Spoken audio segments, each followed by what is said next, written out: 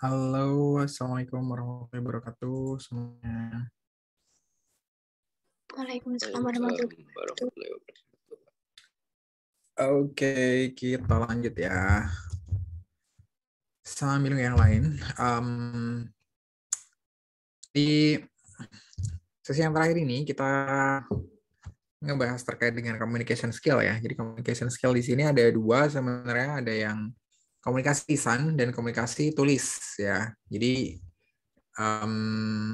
di akhir dari sesi ini nanti harapannya kita akan bisa nunjukin kemampuan kita dalam berkomunikasi secara tertulis ya. Jadi lebih ke situ. Kalau yang lisan sih pada waktu di plus waktu itu nggak diujikan ya, nggak diujikan. Maksudnya saya nggak diminta untuk apa namanya mendemonstrasikan terkait kemampuan atau skill di dalam hal berkomunikasi gitu. Karena kan nanti ada beberapa ya namanya beberapa hal yang perlu di-highlight, dipahami terkait komunikasi ini. Mungkin yang sebelumnya masih kita ngelakuin komunikasi itu masih masih ya apa adanya ya, maksudnya ya ya kita ya kayak gini gitu sih, ngomong saya ya kayak gini gitu. Ya pokoknya asal apa adanya gitu ya, maksudnya emang kita sebenarnya nggak ngebuat-buat, tapi juga sebenarnya nggak mikir-mikir amat gitu terkait apa yang kayak mau kita omongin, cara kita ngomong gitu ya, itu nggak kita pikir, nggak kita latih juga gitu ya. Nah, makanya diharapkan dari sesi ini kita jadi lebih ngerti gitu ya. Kalau itu bisa ngubah banget cara berkomunikasi kita, tentu enggak. Tentu akan ada proses dan akan ada sebenarnya pengaruh dari orang-orang di sekitar kita, dari surroundings lah ya pokoknya. Dari baik itu dari keluarga, dari tempat kerja, dari teman-teman nongkrong, dan lain sebagainya. Pasti akan dipengaruhi oleh mereka-mereka gitu ya. Nggak terlepas dari situ. Itu jadi gaya berkomunikasi itu um, nggak semuanya bisa dibentuk, nggak semuanya bisa diubah, cuman harapannya kita ngerti gitu ya, kalau misalnya kita di situasi tertentu atau kita mau menyampaikan suatu hal tertentu ke misalnya ke orang tertentu juga, itu gimana sih nanti caranya gitu ya. Kita harus menggunakan nada yang kayak gimana misalnya atau dan segala macam gitu. Dan di sisi lain kita juga ngerti akhirnya orangnya itu model gaya berkomunikasinya itu kayak gimana gitu. Contoh nih, gaya berkomunikasinya antara let's say saya gitu ya, saya dibandingkan dengan misalnya kalian sering nonton TV gitu, Pak Luhut gitu ya. Jadi kan gaya berkomunikasinya cukup berbeda gitu. Jadi kalau saya tuh um, cenderung di tipe yang seperti apa, Pak Luhut cenderung yang tipe seperti apa gitu ya. Kalau saya mungkin bisa kategoriin di awal gitu ya, kalau misalnya terkait dengan tipenya tadi itu ya, kalau yang di saya sih lebih lebih ke emotif ya. Nanti akan kita pelajari itu. Dan sedangkan kalau yang di Pak Luhut kayak gitu lebih direktif gitu. Bapaknya kan mungkin dengan dari background militer, kemudian juga karena posisi beliau yang memang cukup tinggi ya, tinggi sekali di pemerintahan gitu, jadinya ya lebih ke direktif yang lebih sesuai gitu. Jadi lebih ke merintahin, lebih ke ya kalau saya sudah punya ketetapan kayak gini ya udah harus dijalanin gitu ya. Nah, itu yang direktif. Itu sih biar kita ngerti, biar kita paham kita mau berkomunikasi sama siapa dan kita bisa ini ya bisa antisipasi ya. Maksudnya ketika kita ngomong sama mereka, kita bakal bisa expect apa yang bakal mereka sampaikan gitu dan gimana cara mereka nyampeinnya gitu. Jadi at the same time kita ngerti gimana juga caranya treat berkomunikasi ke beliau ya dengan cara yang sesuai gitu. Kalau bapaknya itu direktif banget, direktif misalnya ke Pak Luhut gitu ya, ke Pak Luhut gitu, kalian ngobrol sama Pak Luhut dan Pak Luhut itu adalah atasan kalian, um, kalaupun kalian adalah orang yang direktif juga, tentu kalian nggak akan bisa pakai gaya bicara yang direktif juga ya, yang sama dengan gaya bicara Pak Luhut dengan beliau gitu ya. Karena kalian pasti kalah gitu ya. Kalian dari banyak aspek kalah gitu ya. Dari banyak aspek itu kalah direktifnya gitu. Jadi dominasi di komunikasi itu pasti bakal kalah gitu. Maka ya kita bisa memposisikan diri kita nggak sedirektif itu gitu ya. Udah sih, entah itu sendiko dawuh gitu ya. Siap dan siapa siap gitu ya. Bisa kayak gitu atau dengan cara yang lain untuk menghindari konflik gitu ya. Itu sih kira-kira yang akan kita cover di mastering communication skills ya. Oke, ops kebablasan. Oke, jadi kalau yang apa nih? Saya belum melihat chatnya. Oke, ya jangan lupa ya itu yang belum ngisi di belum ngisi di website LSP Pemasaran, segera ngisi maksimal nanti malam. Jadi yang sampai kelewat karena LSP Pemasaran kalau data yang kalian nggak masuk ya nggak bisa diproses sama sekali ya, data yang kalian nggak ada nanti. Gitu. Kemudian oke, kita masuk di sini sekarang pengertian komunikasi ya. Nah ini kan yang pengertian-pengertian gini kita mungkin cukup cepat aja ya. Komunikasi itu sebenarnya kan proses ya untuk nyampein sesuatu dari seorang ke orang lain gitu atau sebaliknya biar mereka nanti akhirnya punya kesamaan pemahaman gitu. To create shared understanding gitu. Jadi harapannya sama-sama paham nih gitu. Jadi yang perlu kita lihat di sini adalah bisa jadi sebelumnya satu pihak itu belum paham dan pihak yang lain ngasih tahu. Bisa jadi pihak yang kedua-duanya ini sudah sama-sama paham, tapi yang satunya juga ngasih tahu gitu ya. Yang pihak lain konfirmasi gitu ya. Lebih kayak gitu. Jadi biar ada kesepamahaman tadi ya, shared understanding tadi gitu. Jadi di komunikasi ini akhirnya nggak cuma butuh apa namanya kemampuan sekedar cukup ngomong dengan baik dengan indah itu nggak cukup gitu ya. Bukan berarti kalau orang udah pinter mengelola kata-kata yang keluar dari mulutnya kemudian suaranya bagus itu tiba-tiba dia punya skill komunikasi yang baik. Kita bilang dia punya skill komunikasi yang baik belum tentu gitu ya, belum tentu MC, belum tentu penyanyi, belum tentu penyiar berita itu punya skill komunikasi yang baik ketika mereka dihadapkan pada setting yang benar-benar real ya di bisnis gitu. Makanya di sini di highlight bahwa komunikasi itu nggak cuma butuh hard skill-nya tadi ya untuk bisa ngomong kayak gitu segala macam, tapi juga butuh yang namanya keahlian interpersonal gitu. Artinya keahlian yang pengelolaan diri sih sebenarnya.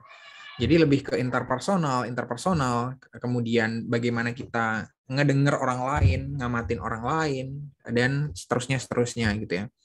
Jadi sebenarnya komunikasi ini adalah skill yang kompleks gitu dan sangat dipengaruhi oleh orang-orang di luar sana gitu ya, oleh pihak eksternal gitu. Makanya gaya komunikasi di setiap daerah bisa jadi berbeda gitu, bisa jadi berbeda dalam hal tone, dalam hal nada gitu misalnya.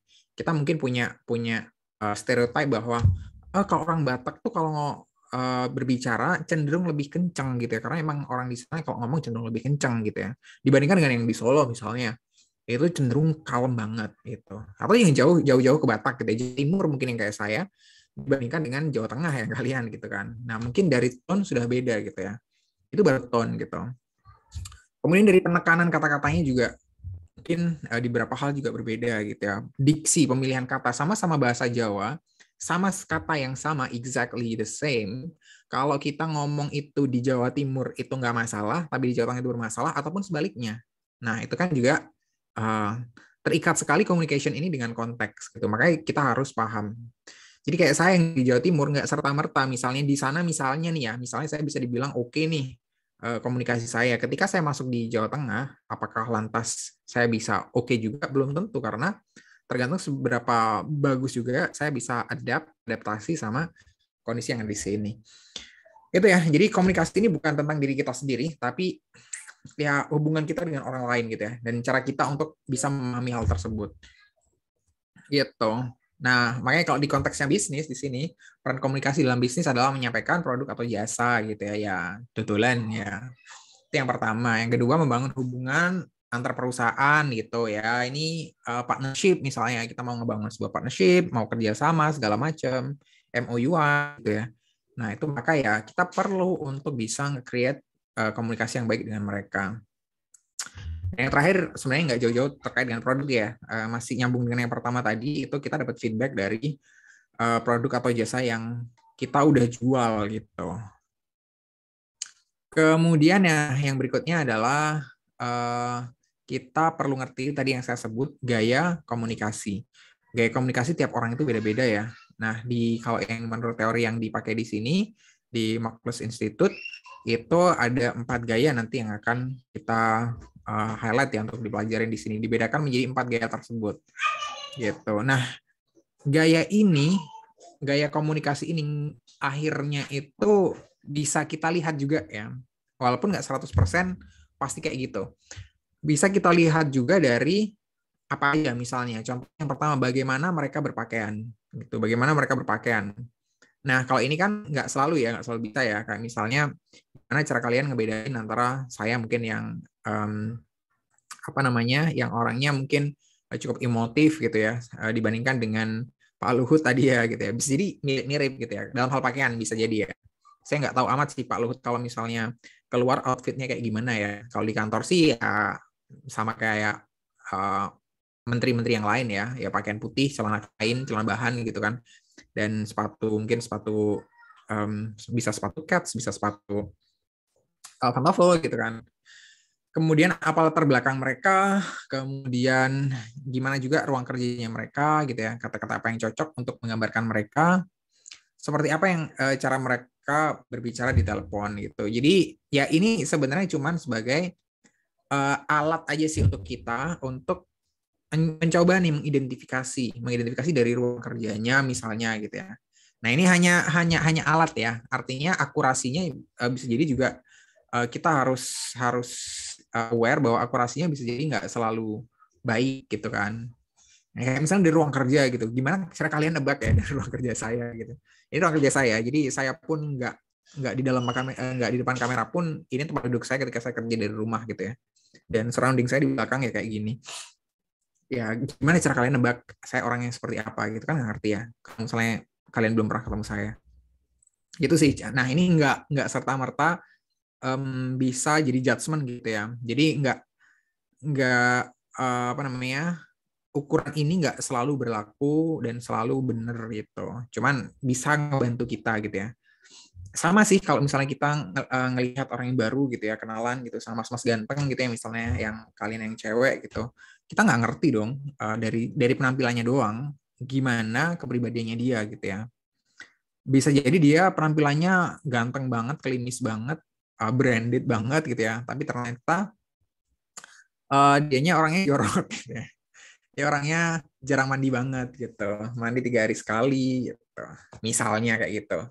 Nah, bisa jadi juga secara kepribadian gitu ya. Orangnya bisa jadi dalam hal berkomunikasi dia dominan misalnya atau suka mukul gitu ya. Dan segala macam gitu ya. Itu yang kalau hubungan interpersonal sih.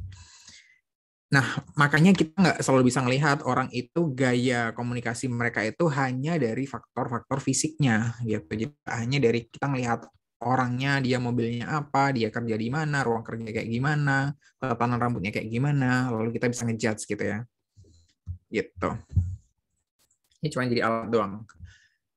Nah, jadi ini pembagiannya sih sebenarnya ini harusnya slide-nya ada di agak depan tadi, understanding communication style. Nah, kita masuk yang nomor 1 ini dulu. Nanti baru setelah itu kita pengen lebih dalam terkait verbal and non-verbal communication, itu yang number 2. The last one, writing communication ya.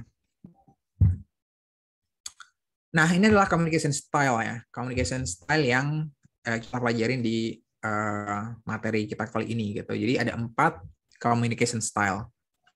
Nah, ini karena ini adalah yang dipakai di Marcus gitu ya. Bisa jadi nanti kalau misalnya ditanyain secara interview bisa jadi ini muncul ya. Misalnya saya tanya nih di sini misalnya Alfi gitu ya. Alfi kamu communication style-nya lebih yang di mana gitu. Nah, untuk bisa ngejawab itu perlu ngerti dulu dong masing-masing ini apa gitu kan. Emotif, direktif, reflektif, sportif.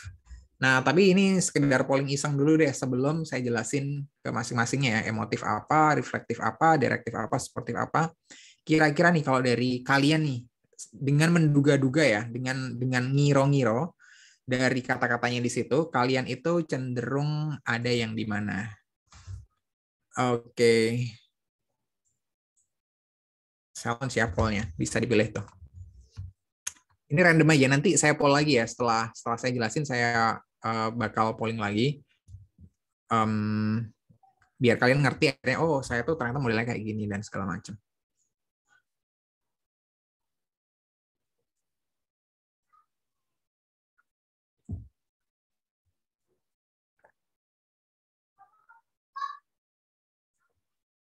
Sportifnya kurang P1 ya itu ya.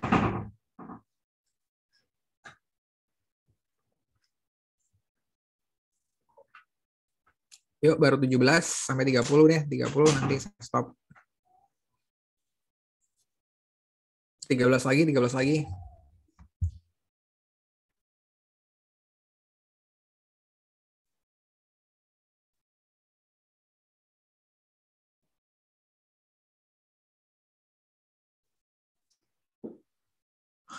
Empat lagi, 4 lagi. Yuk, 3 lagi berangkat, 3 lagi.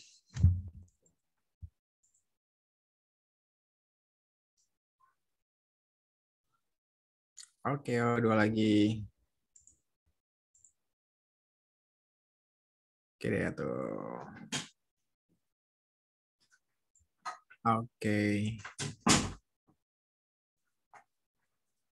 Ya, jadi kalau hasilnya itu ya, udah saya share hasilnya. Mostly dari kalian 34% itu lebih cenderung milih ke sportif gitu ya. Jadi itu penilaian kalian sendiri. Sportif mungkin kalau dari kata-katanya kan gampang gitu ya ditebak ya. Oke, ini mungkin suka support orang lain dan segala macam. Yang kedua itu di emotif ya. Emotif itu kalian emosional banget gitu mungkin ya mikirnya. Direktif juga ada ternyata gitu ya. Yang kayak tadi saya bilang kayak Pak Luhut berarti. Yang gayanya mungkin leadership-nya strong, kemudian ya nanti dijelasin ya, sama reflektif yang paling kecil. Oke, thank you di pollnya ini. Nanti kita poll lagi ya kalau misalnya udah selesai saya jelasin. Yang pertama ini motif gitu. Yang pertama emotif. Emotif itu kalau gaya komunikasinya itu di sini ya, optimis, kemudian cepat, spontan, dan ekspresif gitu. Jadi orang yang emotif ini cenderung nyari yes-nya orang lain gitu. Dia cenderung nyari yes-nya orang lain. Jadi dia apa ya? Cenderung menghindari orang lain yang nggak sepaham gitu justru gitu. Jadi mending saya kalau ngusulin sesuatu itu yang kira-kira orang yang saya ajak omong itu dia bakal setuju gitu. Nah itu adalah ciri-ciri yang emotif gitu ya. Dan menyukai kesenangan. Memang ada yang nggak menyukai kesenangan. Ya jelas ya semuanya menyukai kesenangan. Oke, cara berpakaiannya warnanya cerah ya, warnanya cerah gitu. Warnanya cerah, berarti kalau cerah itu apa? Kuning gitu ya, pink, putih ya mungkin ya. Nah, Pak Luhut dong gitu. Enggak ya. Ya warna cerah lah ya, cerah-cerah yang mungkin colorful gitu. Ruangan kerjanya, meja berantakan. Wah, bukan saya ini. Piala, poster, dan gambar orang terkenal. Nggak ada ya, saya nggak punya. Kok bukan saya sih? Kayaknya saya ngiranya padahal saya tuh di emotif ya. Tapi ternyata kalau dari ruangan kerja nggak saya banget. Saya nggak punya poster, saya nggak punya piala yang punya saya sendiri. Ada yang punya anak-anak dan gambar orang terkenal. Asosiasi kata gitu. Asosiasi kata optimis, cepat, spontan, ekspresif, emosional, sepaham, dan kesenangan. Guys, kesenangan. Holy Wings dong. Asosiasi kata ini saya sih masih masuk ya kalau misalnya kayak saya gitu. Nah kalian ini sambil bisa diukur sendiri ya, diri kalian sendiri ya. Kalian lebih masuk yang mana? Dan cara berbicaranya, suaranya keras, berbicaranya cepat, responsif, banyak menggunakan intonasi suara dan ramah. Wah, saya banget. Saya sih ngerasa kalau saya tuh ngomongnya keras ya. Kayaknya iya memang gitu. Jadi maybe yes gitu ya. Ini kalau yang emotif ya. Ini masih ada penjelasan tambahan. Ciri khasnya menyukai dukungan dan penampilan. Enggak sih kalau ini. Berpikir secara emosional. Enggak juga. Menyukai interaksi dan kontak sosial. Enggak terlalu. Ingin dipuji, diperhatikan, dan umpan baik yang menyenangkan. Oh, enggak sih. Bagaimana cara menghadapi orang emotif? Nah, ini ya, kalau kita ketemu sama orang emotif yang ciri-ciri yang kayak tadi ya, ini ternyata nggak terlalu saya ini sih, kalau saya ya. Jadi, kalau yang orangnya emotif yang kayak tadi itu, berarti gimana caranya yang perlihatkan kekaguman dan kesukaan. Nah, ini bahasa Inggrisnya adalah menjilat. Ya. Jadi, jadi tunjukkan aja sih secara honest ya, maksudnya secara tulus gitu. Apa namanya, menunjukkan kekagumannya gitu. Jadi, mungkin kita kagum ke banyak orang gitu ya. Kita kagum ke banyak orang, tapi kita jarang untuk menyampaikan ke mereka. Nah, orang yang emotif ini lebih suka kalau misalnya kekaguman tersebut itu diverbalkan gitu ya, dikatakan gitu. Nah, itu makanya caranya untuk menghadapi orang emotif gitu ya. Jadi misal di sini misalnya Hussein gitu ketemu Galang gitu, ya kagumnya disampaikan gitu, wah ganteng banget lu bro gitu ya. Itu contoh gitu. Kemudian berikutnya, jangan bersikap agresif dan hindari konflik secara langsung. Nah itu, jadi kita nggak boleh agresif sama orang-orang yang kayak gini gitu ya, dan hindari konflik secara langsung. Kemudian bersikap optimis sambil menunjukkan sisi positif Anda. Kemudian puji secara pribadi dan tulus singgung pencapaian dan kesuksesan. Ini mirip sih ya sama yang pertama tadi ya gitu. Jadi kalau muji mereka itu ya secara tulus gitu ya, jangan berlebihan juga gitu. Berlebihan yang out of context malah gitu ya. Yang ngepuji-puji hal yang di luar yang mereka ngerasa bahwa itu udah ngerasa bahwa itu emang di luar apa yang mereka rasain gitu ya. Gitu. Oke. Kita lanjutin ya ke direktif. Kalau direktif ini tipenya memiliki kontrol ya. Jadi dia punya orientasi kendali. Jadi kayak dia, aku yang pegang kendalinya gitu. Jadi dia lebih kayak gitu orangnya. Kemudian menyukai segala sesuatu dengan sendiri. Saya nggak paham maksudnya di sini dengan sendiri apa ya. Fokus kepada tugas dan pencapaian. Nah ini biasanya mereka emang bisa kita bilang agak killer ya, agak killer. Cuman mereka kalau sama kerjaan emang ini banget ya, emang dedikasinya tinggi banget gitu. Jadi kalau mereka punya goal, punya project apa, ya udah di situ gitu ya. Dan untuk bisa mewujudkan project yang tersebut, dia harus bertangan besi gitu. Jadi dia emang harus keras gitu ya, harus keras. Dan workaholic ya. Jadi ya suka banget sama kerja gitu. Kalau kerja kenal waktu bisa jadi. Cara berpakaiannya konservatif. Nah, konservatif ini bisa kita bilang biasa aja atau mungkin cenderung agak sedikit nggak up to date ya, nggak up to date. Jadi biasa aja gitu bajunya. Kemudian ruangan kerjanya, mejanya luas, bersih, jam penghargaan. Jadi ada jam di sana dan ada penghargaan. Nah, itu kayak pejabat ya, meja luas gitu kan. Nah, itu enggak sih, enggak, di saya enggak ada, meja saya kecil. Kemudian asosiasi kata, kendali, ambil alih, kompetisi, nomor 1, fokus, keinginan kuat, tidak sabar, dan sibuk. Nah, itu udah, siapa nih yang ngerasa kayak gitu banget? Atau temennya yang kayak gitu banget gitu ya. Sok sibuk, enggak sih, sibuk beneran ya kalau ini ya. Nggak sabaran, terus antusias banget sama kerjaan, dan lain sebagainya. Cara berbicaranya suaranya keras, sama kerasnya mungkin ya, kalau yang pertama tadi juga keras. Bicaranya cepat, responsif, sedikit menggunakan intonasi suara gitu, kemudian memerintah dengan perkataan. Nah, memerintah dengan perkataan berarti kata-katanya adalah kata-kata perintah gitu ya. Kata-kata perintah itu misalnya ya kata-kata perintah ya, lakukan, jalankan, siapkan, gitu. Udah ini, oke. Oh iya. Jadi nggak yang nggak yang apa namanya, kayak misalnya memerintahnya itu kalau misalnya ke orang lain gitu ya, misalnya orang lainnya adalah yang satu tim itu adalah apa namanya, Dika gitu ya, Mas Andika nyuwun tulung Niko wonten project baru segala macam gitu ya, nggak yang kayak gitu, udah langsung Dika besok pagi project yang di sana harus selesai, kamu berangkat sekarang gitu, itu kata-katanya. Nah kan kalau di pikiran saya sih yang itu Pak Luhut gitu ya, tanpa mengurangi rasa hormat ke Pak Luhut ya, saya nggak ada unsur macam-macam ya, cuman kental banget sih buat saya gitu ya. Dan mungkin orang-orang yang dari background militer cenderung seperti itu ya, karena kalau nggak seperti itu nggak jalan-jalan ya kalau di militer nyuwun tulung Mas inggih menika mangke napa pegang rudal ingkang menika mangke siap-siap mawon teng benteng nggih nyuwun tulung nggih. Kalau kayak gitu ya nggak ada yang berangkat ya, bisa-bisa ya kalau nggak cepet-cepet gitu. Makanya kalimatnya perintah, laksanakan, berangkat segala macam udah selesai gitu. Dan tugasnya selesai.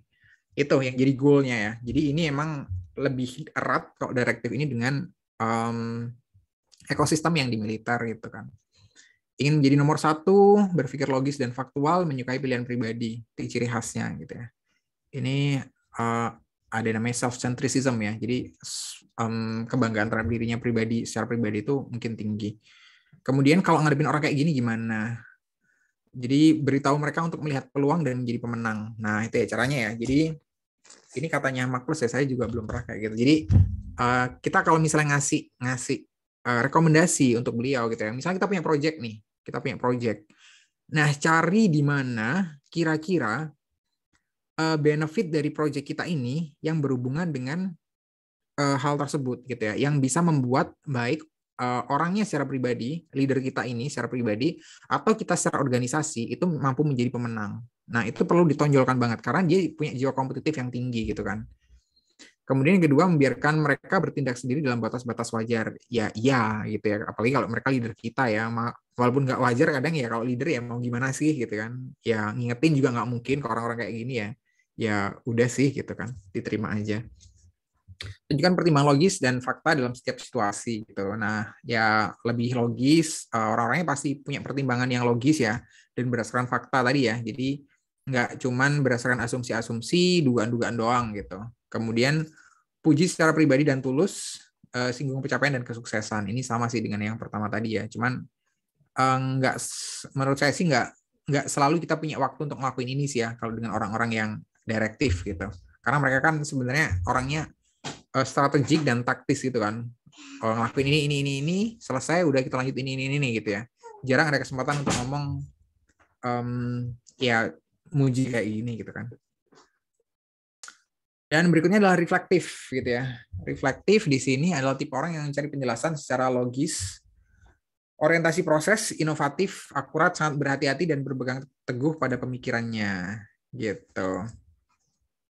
Jadi reflektif ini mungkin kalau di sini keywordnya adalah sangat berhati-hati dan berpegang teguh pada pemikirannya ya. Jadi pada pemikirannya sendiri gitu. Jadi dia hati-hati banget.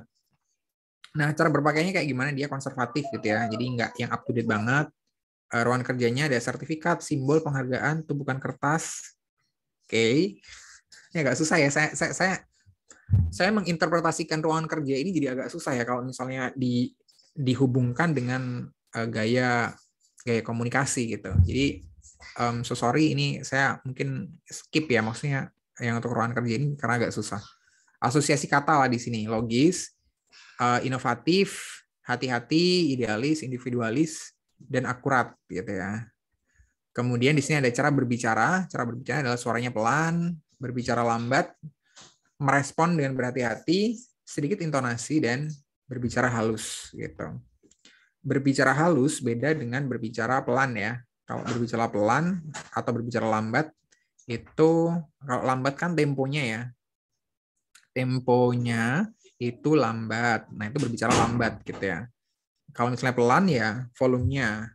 Kalau berbicara halus itu pilihan katanya gitu. Jadi pilihan katanya dia kasar atau halus gitu ya. Kalau kasar kan yang agak urakan gitu ya, misalnya dan suka-suka dia gitu. Oke, Caca yang ini. Oke. Oke, lanjut yang di sini reflektif ya. Berpikir logis berbasis data. Weh, keren banget ini. Ini anak data ini berarti. Menghindari pertikaian dan orientasi proses dan berhati-hati. Kemudian di sini bagaimana cara menghadapi orang reflektif? Katakan alasan, pertimbangan logis, dan data pendukung gitu. Ini agak mirip sebenarnya dengan direktif tadi ya. Lebih ke fakta, lebih ke data, pertimbangan logis gitu.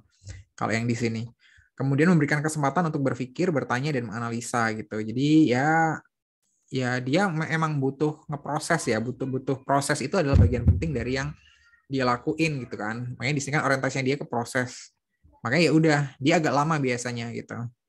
Di bagian ini saya cenderung ngerasa kayak gitu ya. Saya tuh orangnya butuh proses banget gitu untuk ngebuat sesuatu, nge-build sesuatu, misalnya nggak bisa langsung cepet banget gitu, nggak bisa.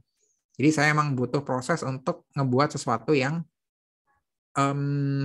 lengkap ya, yang jangan sampai salah gitu, jangan sampai salah, jangan sampai jelek.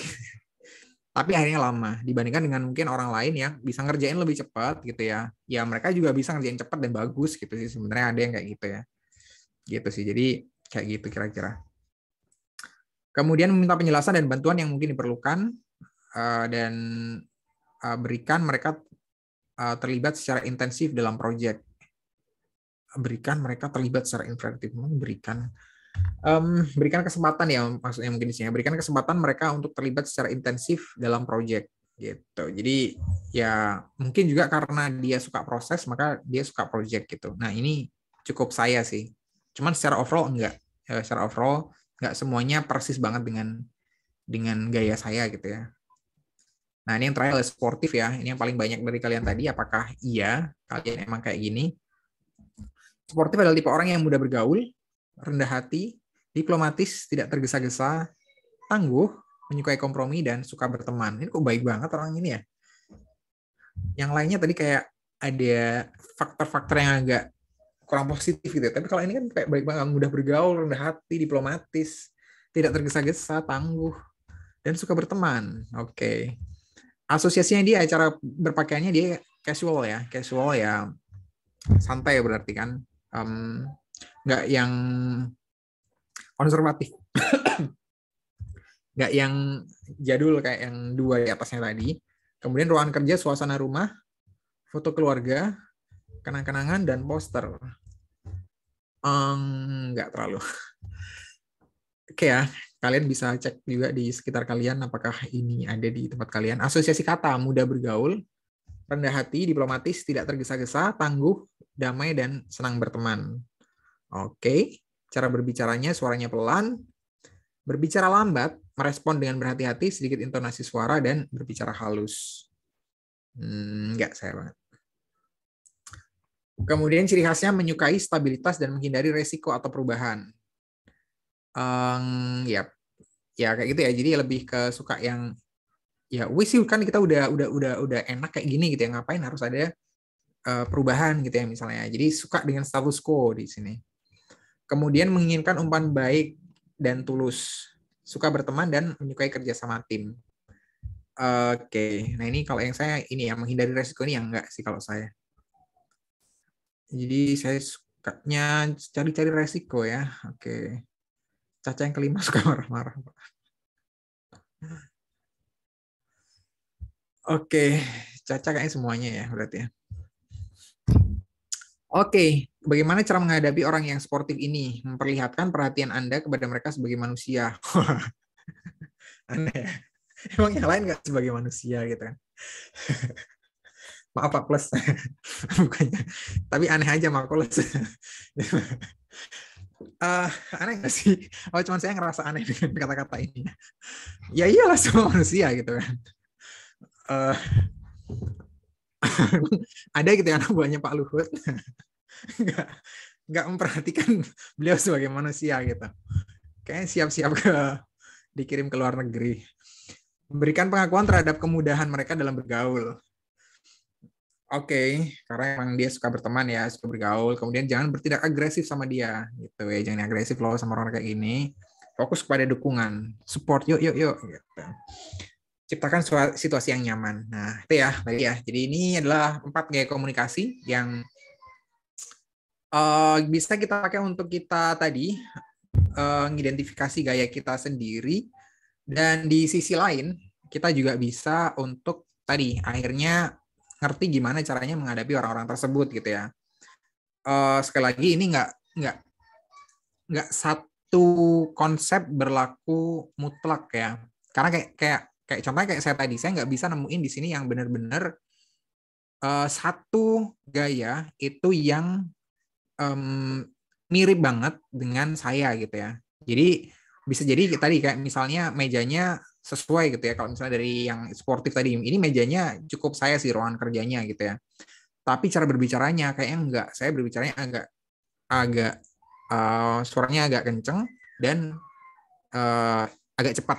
Itu cara berbicara saya gitu. Jadi di sini saya ngerasa nggak mix. Cuman cara berpakaian casual ya, saya casual. Maksudnya saya persepsikan sendiri sebagai casual gitu ya.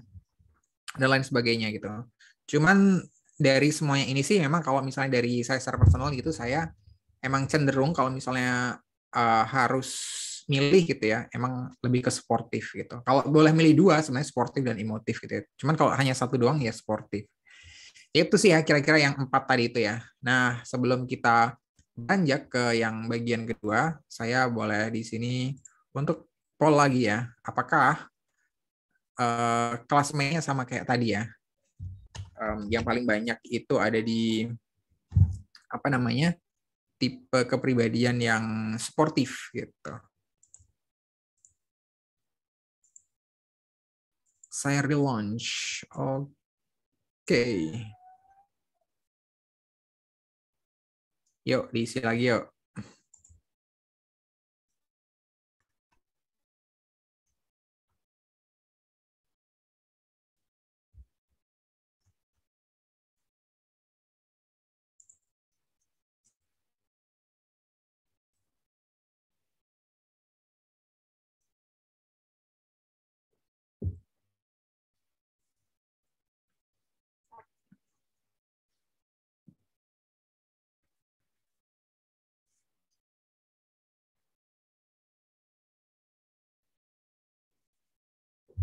Oke, udah cukup. Saya kira udah 27 yang respon ya. 28. Oke, saya endpoll ya. Oh, masih ada yang isi 30. Oke. Oke, ini hasil yang kedua. Jadi masih tetap ya, untuk sportif itu yang nomor satu, yang paling banyak tuh dari kalian gitu ya. Mungkin mirip dengan saya tadi ketika mengkategorisasikan gaya komunikasi kita lebih ke sportif. Kemudian yang kedua emotif ya, di sini ada yang emotif itu 30%, jadi cukup tinggi gitu karena emang sama mungkin kayak tadi dari saya juga, saya masih ada beberapa karakteristik yang saya sesuai dengan emotif juga gitu ya. Kemudian ada direktif, direktif cuman 2 orang saja di sini yang nanti di 20 tahun ke depan akan menggantikan Pak Luhut ya. Kemudian yang reflektif di sini ada 6 orang gitu. Jadi nggak ada yang salah ya di sini. Maksudnya nggak ada yang salah. Ini adalah cara kita untuk mengidentifikasi emang ya nggak ada tools yang sempurna gitu ya. Nggak ada tools yang bisa ngebuat pengklasifikasian karakteristik kita itu secara apa namanya dalam hal berkomunikasi ya itu secara mutlak pasti benar gitu ya. Kalau kita itu di style yang ini banget gitu, semua karakteristiknya bakal sesuai itu kayak susah sih. Nah, makanya dari sini kita bisa ngerti, oke, diri kita itu berarti kayak gini gitu ya. Nah, kira-kira yang masih kurang nih apa dari diri kita tuh yang masih bisa diimprove gitu ya untuk berkomunikasi dengan orang lain. Dan orang lain di sekitar saya itu kebanyakan kayak gimana sih gitu. Saya harus gimana juga sama mereka. Nah, misalnya kalau misalnya orang di sekitar kita itu direktif, mostly direktif gitu ya, jangan direktif juga gitu kan yang saya tadi contohkan dengan contoh dengan Pak Luhut tadi gitu. Kalau mereka direktif, kita direktif ya sama-sama strong ya, sama-sama punya punya willingness yang sama-sama tinggi. Jadi nanti pasti bisa bisa jadi bakal nabrak ya, bakal nabrak antara gaya yang satu dengan gaya yang lain gitu. Makanya di saat-saat tertentu ya kita yang ngalah gitu. Oke, fungsi sportifnya kita mungkin yang lebih ditonjolin gitu ya. Yang tadi lebih ke apa namanya? Ke misalnya ke orang yang direktif lebih ngasih tahu terkait dengan peluangnya ini kalau di depan ini bakal jadi sesuatu yang bisa punya benefit besar buat Bapak atau mungkin buat organisasi kita gitu. Contohnya kayak gitu. Itu ya. Nah, kalau yang ke suportif orang sportif tadi jangan lupa mereka adalah manusia gitu ya. Jadi manusia akan mereka sportif gitu. Yang lain nggak perlu. Oke, itu ya. Itu yang pertama ya terkait understanding communication style gitu. Saya kira nggak ada celah untuk pertanyaan ya di sini ya karena ya cuman gitu doang. Kemudian yang kedua adalah verbal and non-verbal communication. Nah, di sini adalah komunikasi verbal gitu. Kayak tadi saya yang udah sempat nyebutin gitu bahwa tadi kan yang saya ngebedain di situ ada lambat, pelan, dan apa ya? Dan halus ya kalau nggak salah ya. Nah, itu adalah beberapa hal yang berbeda gitu. Di sini ada beberapa istilah yang ketika kita ngomong ya, ngomong kayak saya ini yang lagi saya lakuin sekarang, itu ada banyak aspek yang sebenarnya kita bisa modifikasi gitu ya. Yang pertama adalah terkait dengan artikulasi pengucapan kata. Jadi pengucapan kata ini juga bisa jadi berbeda-beda ya. Bisa jadi di waktu yang berbeda oleh orang yang sama, artikulasi ini bisa jadi berbeda. Gitu. Jadi mungkin kayak gini. Jadi artikulasi ini kalau misalnya saya, let's say ya, mungkin kalau bahasa Indonesia agak susah.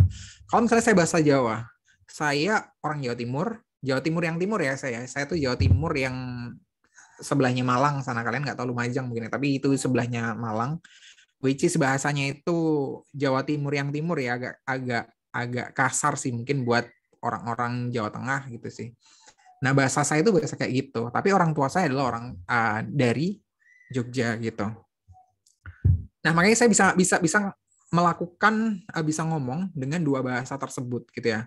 Kata yang sama tapi bisa jadi pengucapannya itu berbeda di konteks yang berbeda. Kalau saya lagi ngomong sama teman-teman yang ada di Jawa Timur ya saya benar-benar pure pakai logatnya Jawa Timur dan kata-katanya semuanya saya ucapkan dengan pengucapan yang ada di sana gitu ya, bukan pengucapannya orang Jawa Tengah gitu. Ada beberapa hal yang berbeda soalnya ya. Kita nggak akan bahas apa aja perbedaannya. Ini bukan pelajaran bahasa Jawa ya.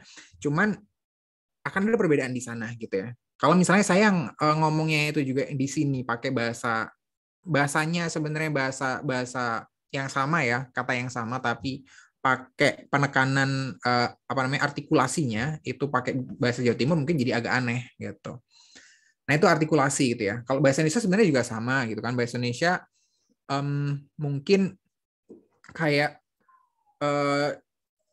bukan apa ya? Ya tergantung juga sebenarnya daerah di mana kita berada itu juga berpengaruh terhadap artikulasi kita ketika kita ngomong bahasa Indonesia. Even kita ngomong bahasa Indonesia gitu ya. Pasti masih kelihatan ketika kita ngomong gitu ya. Bahasa Indonesianya orang Jawa Tengah misalnya dengan orang Jawa Timur saya gitu ya. Dengan bahasa Indonesianya orang Tangsel gitu.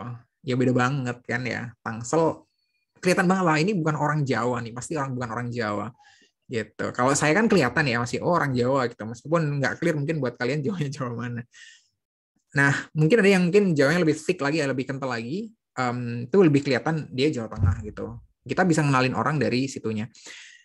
Nah itu juga sama, itu nggak ada yang mana yang lebih baik, mana yang lebih buruk, nggak ada gitu. Semuanya sama. Artikulasi ini bukan masalah aksen, bukan masalah budaya mana yang lebih oke daripada budaya yang lain, enggak, tapi adalah masalah kejelasan kita dalam mengucapkan sesuatu yang diekspektasikan oleh orang lain gitu. Jadi jangan sampai kita ngomong buat kita tuh jelas tapi buat orang lain nggak jelas gitu. Apalagi kalau kita sebenarnya ngomong bahasa yang sama ya. Kalau bahasanya beda sih sering ya, karena emang bahasanya udah beda ya orang lain nggak ngerti. Tapi kan ini bahasa sama, harusnya jelas kita ngomongnya. Itu terkait artikulasi gitu. Makanya kalau saya sih secara personal ya, kalau artikulasi kan saya juga nggak jarang ya keseleo lidah tuh maksudnya ngebaca apa, kebacanya apa gitu. Saya cenderung untuk ngulangin kata-katanya gitu biar jelas gitu. Daripada terus ngelanjut gitu kan. Nah, itu mungkin yang bisa ngebantu ya. Kalau menurut saya sih ya, itu menurut saya bisa ngebantu biar orang lain bisa lebih aware sama apa yang kita sampaikan. Gitu sih. Yang kedua, di sini ada namanya audibility ya, variasi dari volume. Nah, jadi kadang ini volume ya, ini volume harusnya volume dulu yang dibahas gitu. Volume itu adalah tinggi rendahnya frekuensi suaranya ya. Wes kayak keren banget mau frekuensi. Ya kayak volume di radio, volume di headset kalian, volume di kalian nonton apapun gitu ya. Kan ada volume di situ ya. Ada putarannya gitu atau ada apa namanya barnya untuk kita ngeset volumenya ada di berapa gitu. Kenceng apa enggaknya suaranya gitu. Jadi semakin kenceng ya itu kan apa namanya semakin kenceng maka akan ada apa namanya akan ada pesan yang ditangkap berbeda gitu ya dengan kalau kita ngomongnya pelan-pelan gitu. Atau bisa jadi sama untuk di budaya tertentu bisa jadi sama ya. Kita ngomong kencang sama ngomong pelan itu bisa jadi sama gitu kan. Atau bisa jadi beda banget gitu. Kalau misalnya kita ngomongnya kenceng ya kayak kita marah gitu. Padahal sebenarnya enggak gitu ya. Buat mereka yang biasa ngomong kenceng dengan keluarganya gitu ya. Kayak misalnya di saya yang Jawa Timur itu agak cenderung kenceng ngomongnya. Jadi kayak Jawa Timur yang bagian timur, kayak di Madura juga itu sebagian Madura sih kayaknya. Madura yang agak barat, agak dekat Surabaya, kemudian Surabaya, Gresik, Sidoarjo, itu ngomongnya kami itu kenceng gitu ya. Mayoritas dari kami ya, ngomongnya kenceng gitu. Jadi, dan di sana ngomong kenceng ya biasa gitu, nggak dianggap kayak orang lagi marah. Nah, tapi bisa jadi di tempat lain itu terkesan kayak marah gitu, yang lainnya ngomongnya slow-slow aja, kenapa kamu kenceng mas gitu. Nah, kalau audibility ini adalah variasi dari volumenya. Jadi, seberapa kita ketika ngomong itu bisa pakai volume yang berbeda-beda gitu ya. Nah, ini tergantung sebenarnya konteksnya. Kita nggak selalu bisa seperti itu. Kalau misalnya kita ada di kondisi di mana suara dari kita ya maksudnya, suara dari kita itu bisa tersampaikan dengan baik, dengan volume apapun, maka audibility itu jadi bisa dipakai ya, bisa jadi perlu gitu. Tapi kalau misalnya suara kita susah didengar gitu ya, kayak misalnya saya harus ngajar di depan kalian, di depan kelas gitu ya, nggak ada mikrofon, ya nggak ada pilihan buat ngomong untuk selalu ngomong volumenya yang cukup tinggi gitu, biar suaranya nyampe kedenger. Tapi kalau misalnya enggak, mikrofonnya bagus banget misalnya ya, kalian bakal bisa dengar itu dengan baik, maka saya ngomong santai pun, ngomong pelan pun, kalian masih bisa dengar. Kemudian berikutnya adalah diksi. Diksi itu pemilihan kata. Jadi pemilihan kata itu bisa mengirimkan pesan tentu berbeda gitu ya. Kata yang berbeda tentu bisa mengirimkan pesan yang berbeda gitu. Artinya gini, artinya kalau misalnya let's say gini ya, let's say kita lagi marah kepada seseorang gitu. Kita akan punya kecenderungan ya biasanya, akan punya kecenderungan kalau memang marahnya banget gitu ya.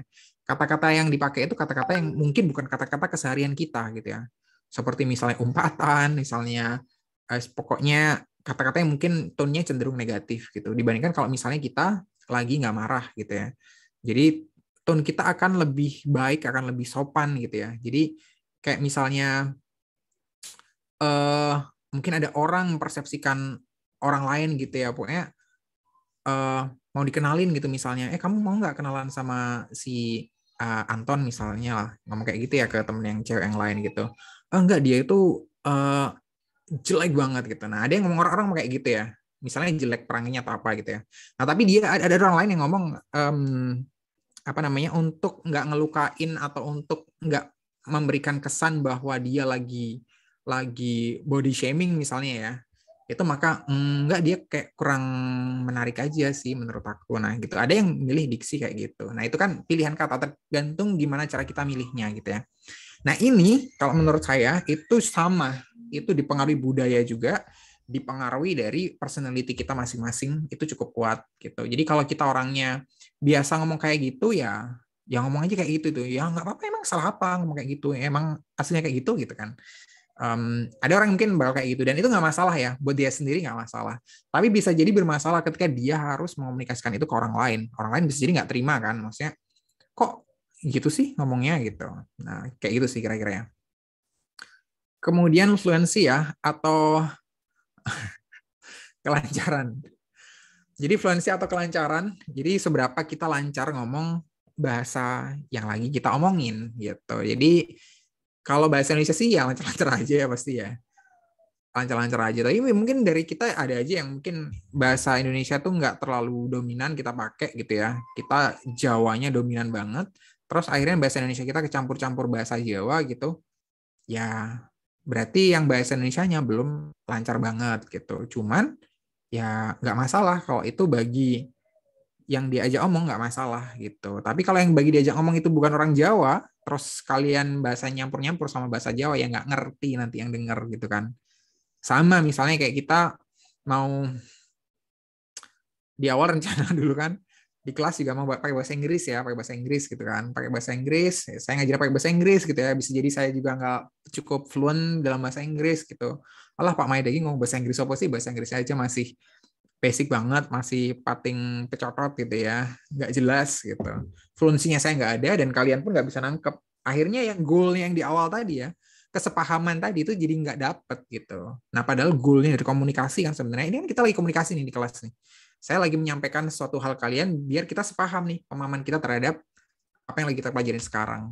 Nah kalau saya bahasanya cukup challenging buat kalian gitu ya. Entah saya ambil bahasa apapun, let's say bahasa Inggris gitu ya. Jika saya harus ngomong bahasa Inggris, bisa jadi ada yang mungkin bahasa Inggrisnya kalian pinter banget, lebih ngelihat saya bahasa Inggrisnya nggak oke gitu ya, malah nggak nyaman didengar, itu bisa jadi. Bisa jadi ada yang oke, sefrekuensi sama saya, oke, bahasa Inggrisnya sama lah gitu, skillnya dengan Pak Maida gitu ya. Ada mungkin yang baru belajar bahasa Inggris gitu ya. Baru belajar bahasa Inggris, jadi hampir tiap-tiap kata yang saya ucapkan mungkin nggak bisa ditangkap dengan baik gitu kan. Jadinya kan message-nya malah lepas semuanya gitu kan. Kesepahamannya jadi nggak ada. Nah itu yang kenapa yang akhirnya saya oke, kayaknya nggak perlu deh gitu kalau ngomongnya harus pakai bahasa Inggris gitu. Jadi itu ya, itu pembelaan yang lainnya lagi nih. Ini kebanyakan hari bela diri. Oke ya. Nah, berikutnya adalah intonasi. Intonasi itu ya naik turunnya. Nadanya naik turun itu. Kadang kenceng, kadang rendah gitu ya. Kadang tinggi atau kadang rendah gitu. Jadi itu adalah intonasi. Kalau pitch, nah ini mungkin kalian lebih ngerti yang musik ya. Saya nggak ngerti ya maksudnya di sini pitch apa, beda dengan intonasi gitu. Kemudian di sini ada pace. Kalau pace itu kayak yang suka lari mungkin ya, bahasanya bahasa anak lari nih, pace, kecepatan gitu ya, seberapa cepat bicaranya gitu ya. Kemudian ada color, warna suara. Warna suara ini ya ditentukan oleh kondisi fisik masing-masing orang ya. Gitu. Ada yang suaranya memang lebih ke apa namanya suara-suara bass misalnya gitu ya, ada suara-suara yang lebih melengking gitu ya ngomongnya ya, macam-macam gitu. Volume yang tadi udah, stressing, penekanan kalimat. Nah ini kalau misalnya ada kalimat-kalimat tertentu yang kita anggap perlu untuk di highlight gitu. Kalau di tulisan kan cukup dengan highlighter ya, cukup dengan stabilo gitu kalau tulisan. Nah tapi kalau misalnya ngomong di sini perlu banget. Nah kayak itu adalah stressing ya. Jadi perlu banget untuk dipahami. Nah itu kayak gitu adalah stressing. Contoh kita menekankan satu atau dua apa namanya kata atau kalimat.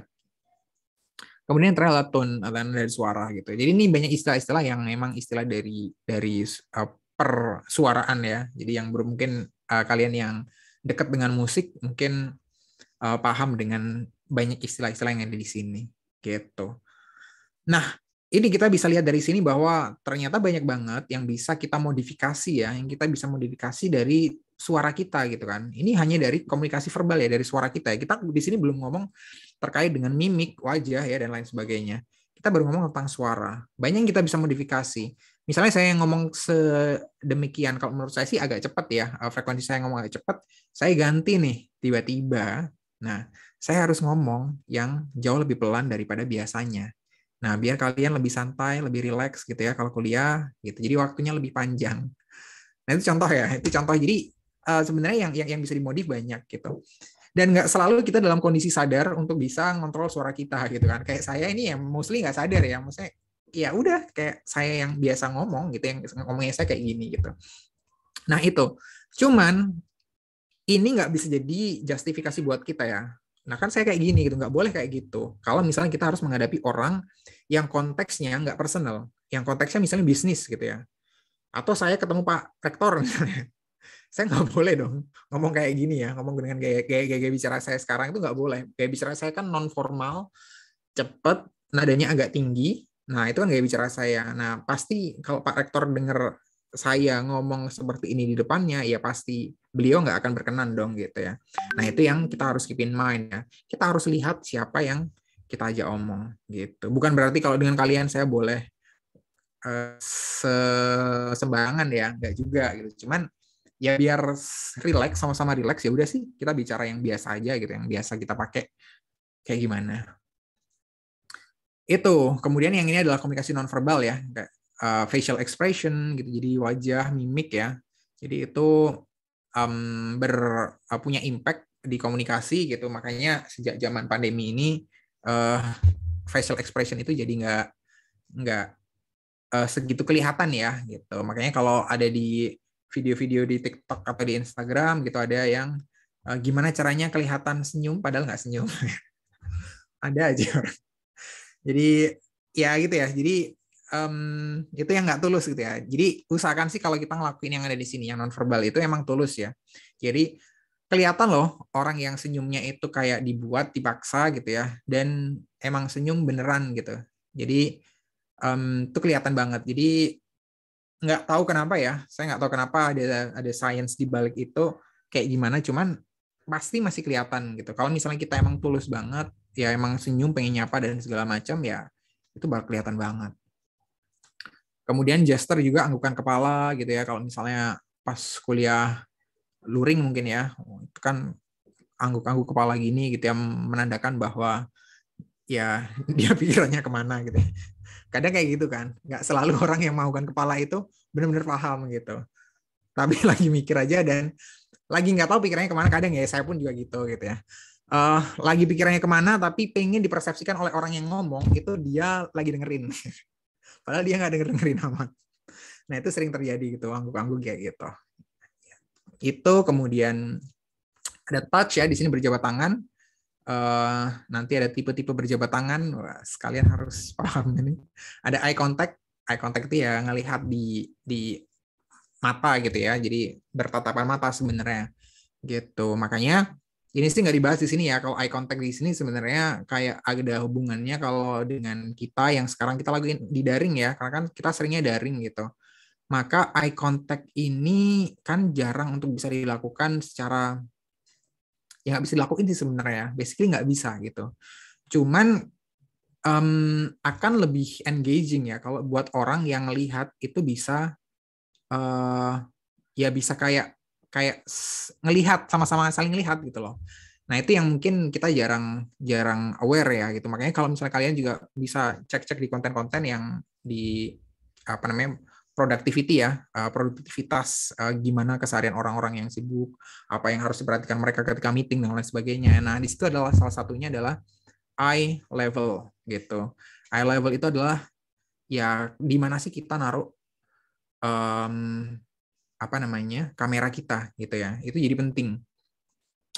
Yang di sana bawa laptop, biasanya bawa laptop harus diganjel sama something gitu ya biar laptopnya agak tinggi, screen-nya, keyboardnya jadi agak miring segala macam. Tapi in the end yang diharapkan adalah kameranya eye level dengan matanya dia sebagai pembicara misalnya gitu. Jadi itu yang di waktu-waktu awal pandemi itu yang saya kejar banget ya buat saya karena emang buat saya ngerasa penting untuk bisa kayak gitu, makanya kayak kamera sekarang juga kamera saya posisikannya di depan mata saya gitu. Jadi sebisa mungkin kayak gitu. Nah itu yang harapannya sih bisa menggantiin eye contact ya, walaupun sebenarnya nggak bisa. Honestly itu nggak bisa gitu ya.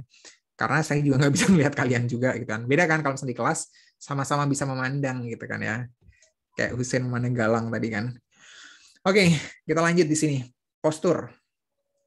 Postur cara berdiri, tegak bahu dan lain sebagainya ya. Jadi di sini ada wanita, ada baiknya kedua kaki merapat. Pria lebih baik lebar kedua kaki tidak melebihi bahu gitu. Jangan lebar-lebar gitu. Cuman jangan rapat-rapat juga ya kalau cowok ya. Nah, ini biasanya kalau kalian jadi MC, jadi pagar ayu gitu ya. Apa istilahnya kalau di Jawa Tengah ya. Jadi yang ininya manten lah ya, pendampingnya manten gitu kan. Kalian kan biasanya dipajang tuh, kalian ditampilkan. Nah, itu ya postur berdiri itu jadi penting gitu ya. Jadi kalau cewek gimana, kalau cowok gimana gitu kira-kira. Oke, itu nonverbal communication gitu.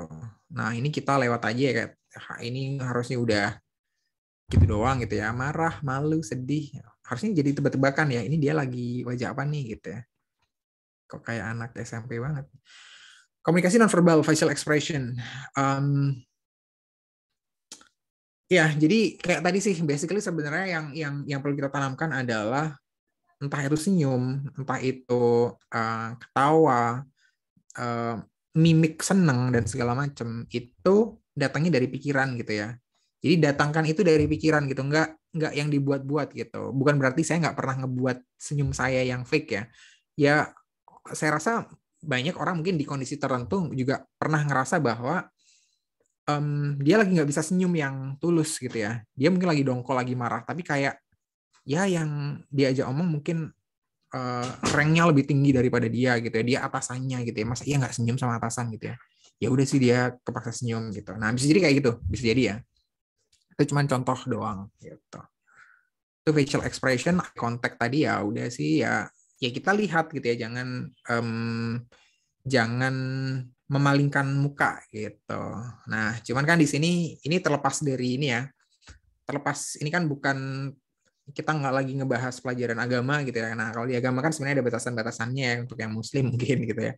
Jadi ya apa ya, dicari titik tengahnya gitu ya. Jadi antara yang nggak memandang banget tapi yang ya cukup lah dianggap cukup gitu ya. Artinya kita nggak yang terlalu memalingkan muka gitu ya.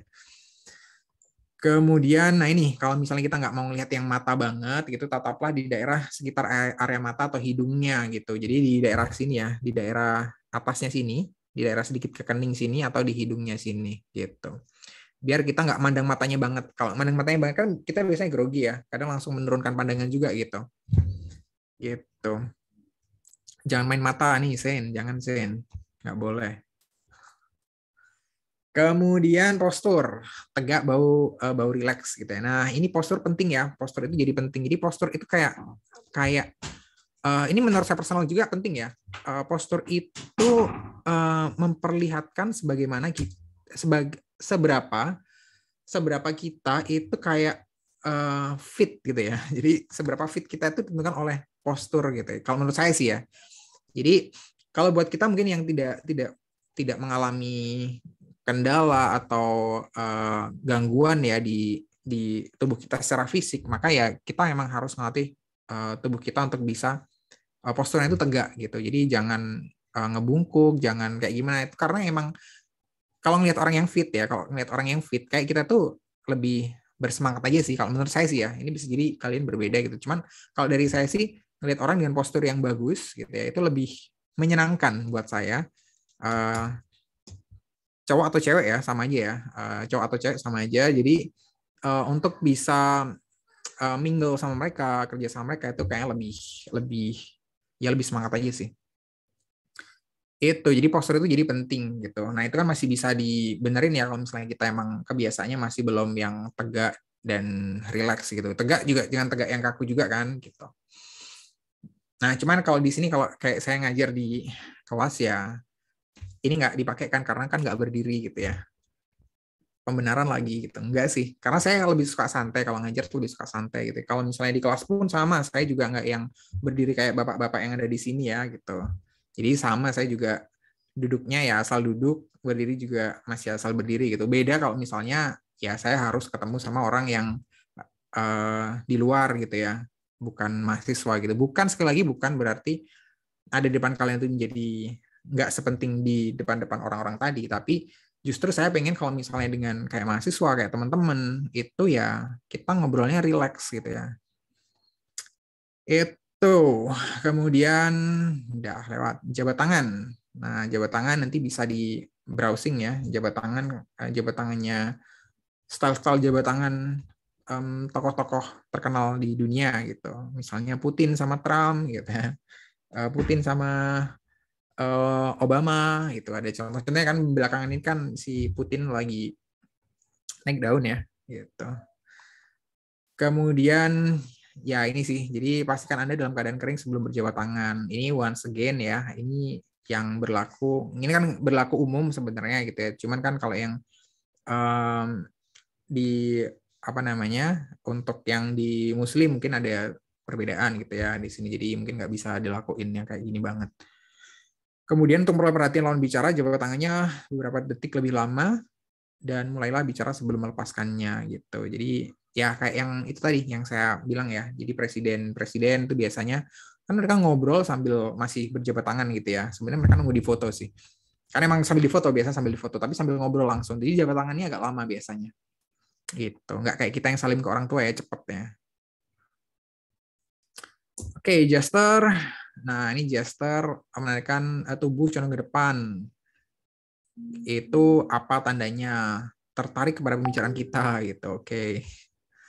Anggukan kepala, persetujuan, afirmasi akrab, dan satu lagi saya tambahkan orang gagas ya. Jadi tadi sok-sok dengerin gitu. Itu valid ya, itu valid berdasarkan pengamatan saya selama beberapa tahun gitu. Jadi ada orang yang angguk-angguk gini, oh iya sih ngerti gitu ya. Itu bukan saya ngamatin mahasiswa aja ya, tapi saya mengamati sesama pendengar. Saya sebagai pendengar juga gitu. terus ada teman-teman yang lain sebagai pendengar gitu. Tapi kadang kayak udah agak ngantuk segala macam, udah kayak sambil angguk-angguk. Kadang agak merem-merem gini sambil angguk-angguk gitu. Jadi oh, saya nggak habis pikir apa yang ngerti sih gitu ya. Nah itu cuman apa ya? Cara manusia untuk survive aja mungkin. Oke. Menopang dagu dengan tangan, persetujuan, afirmasi akrab gitu ya. Oke. Jarak yang diambil perlu diperhatikan ketika berkomunikasi. Intimate zone. Ya, 15 sampai 46 cm. Oke ya, di sini 15 ya udah paling dekat ya. Kalau 0 sampai 15 cm itu suami istri. Nggak ada di sini. Kalau cewek cowok ya. Kalau cowok-cowok lebih serem nggak sih? Ya itu intimate zone itu ada batasnya. Minimnya segitu. Jadi nggak boleh lebih dekat dari itu gitu ya. Itu terlalu dekat gitu. Jadi akan ada hal-hal yang ditangkap berbeda nanti sama yang dibisikin. Apalagi kalau sampai nyentuh kan nggak boleh. Nah itu intimate zone ya. Jadi ini sebenarnya kita juga nggak perlu banget gitu ya untuk ngelakuin intimate zone ini. Karena ya yang hanya boleh dilakukan dengan pasangan yang halal ini ya. Yang nomor kiri ini. Yang berikutnya adalah personal zone. Nah, ini mungkin yang wajar lah. Ini 46 sampai 46 cm sampai 1,2 meter. Tapi ini nggak boleh ya kalau misalnya kemarin masih ada social distancing. Sekarang ada atau enggak, saya nggak ngerti. Ini wajarnya segini lah, 46 sampai 1,2 meter. Ya, 1 meter itu udah jarak yang wajar sih gitu. Social zone, ya kayak ini ya, kayak di kelas misalnya 3,6 meter. Itu udah paling mentok, paling banyak.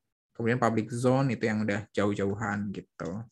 Nah, yang ideal adalah kalau berkomunikasi ya di sini di range personal zone ini kalau kita emang ngomongnya sama 1 atau 2 orang lain gitu ya. Tapi kalau berbanyak kayak di kelas ya lebih jauh lagi gitu kan.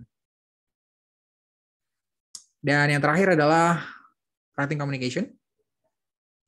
Nah, di sini adalah tulis menulis ya.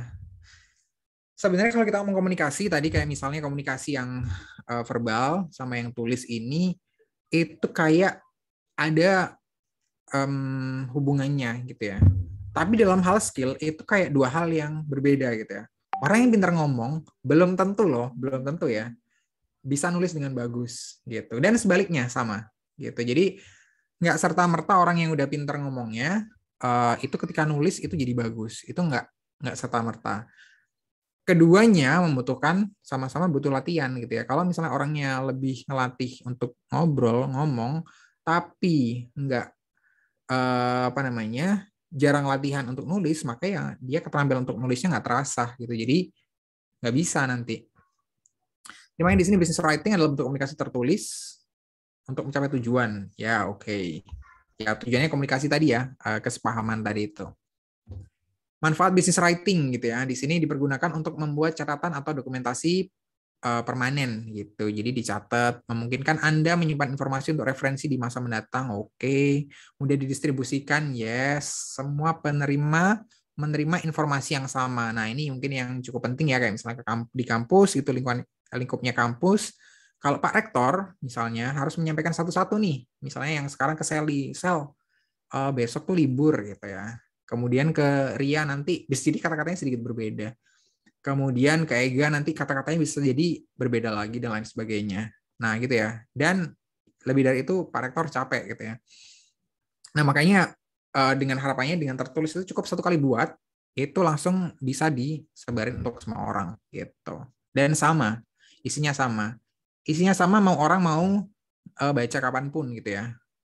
Di sini mungkin ada Farah gitu ya misalnya baca tulisannya surat edarannya terkait hari libur gitu hari ini baru baca ya suratnya.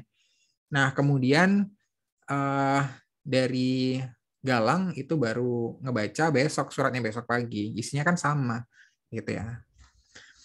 Kemudian sangat diperlukan untuk dokumentasi yang berhubungan dengan hukum dan mengikat gitu ya. Jadi makanya kayak MOU dan segala macam itu nggak cukup kita ngomong-ngomong doang, salaman doang nggak cukup. Pasti masih ada tanda tangan, perjanjian, kemudian bukti-bukti pembelian gitu ya.